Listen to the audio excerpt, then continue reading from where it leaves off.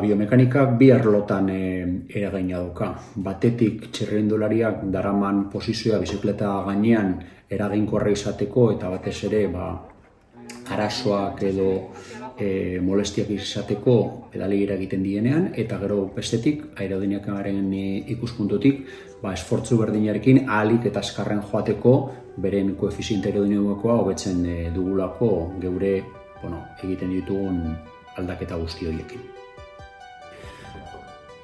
David Mullisen kasuan egin izan duguna batez ere kontutan izan da bere biziketan ibiltzeko modua hankak ez ditunez erabiltzen eta besoak erabiltzen dituenez, nolabaiteko konpromesua topatu behar dugu, berak bizkarran duen presioarekin, indarra egiteko duen posturarekin eta aerodinamikaren artean, eta hiru horiek balantzeatuz gutxi gorabehera saiatzen gara ahalik eta indar gehiena egitea erresistentzia gutxiarekin eta alde neurrian baita ere eroso joaten kontutan izan da posizioa berez ez dela oso erosoa.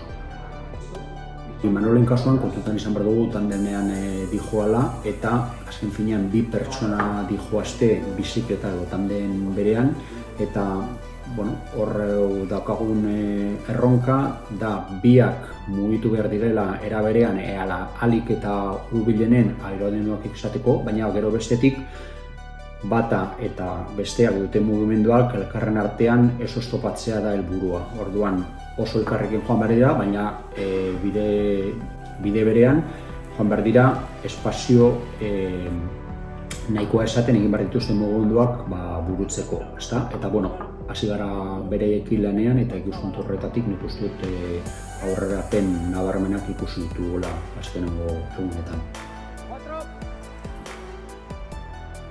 Hiru arrazoi ezberdinengatik segurazki garapena handia edukiko biomekanikak txirrindularitza paraolimpikoan datozen urteetan.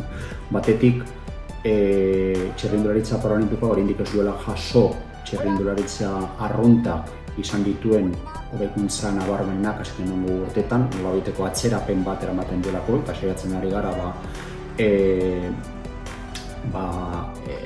gap hori nolabait ixten bat eta besteren artean. Gero txirrindularitza paraolimpikoan dituzten arautegiak ezberdinak direnez nolabait aldaketak egoten dira eta aldaketa horien ondorioz posizioari eragina handia izaten diote. Orduan hori kontutan izan da batzutan aldaketak egin behar ditugu arautegiak aldatzen direlako eta hori gertatu daiteke edozein momentuan. Eta hirugarren arrazoia izango litzateke materialak aldatu egiten direla eta material berri hori nolabaiteko egokitzapen prozesu bat egon behar dela eta horren ondorio segurazki beste motatako garapen batzuk egongo dira eta hau saiatuko gara horiek ahalik eta lasterren erabiltzen nolabaiteko abantail hori ez galtzeko, baina dena prozesu baten bitartez hartuta Los Angelesoko Joko Olimpikoei begira.